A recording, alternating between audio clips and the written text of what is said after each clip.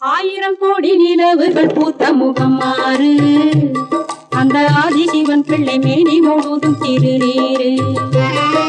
ஆயிரம் கோடி நிலவுகள் பூத்த முகம் மாறு அந்த ஆதிசிவன் பிள்ளை மேனி முழுதும் திருநீரு.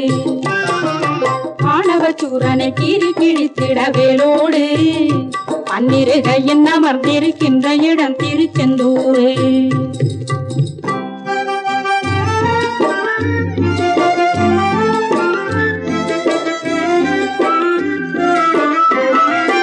கோவண சண்முகசாமியின் கால்களில் காலோடும் அவன் குங்கும தாமரை கண்களில் சங்க தமிழோடும். கோவண சண்முகசாமியின் கால்களில் காலோடும் அவன் குங்கும தாமரை கண்களில் சங்க தமிழோடும். வாயில் பராசக்தி தாயவள் தந்த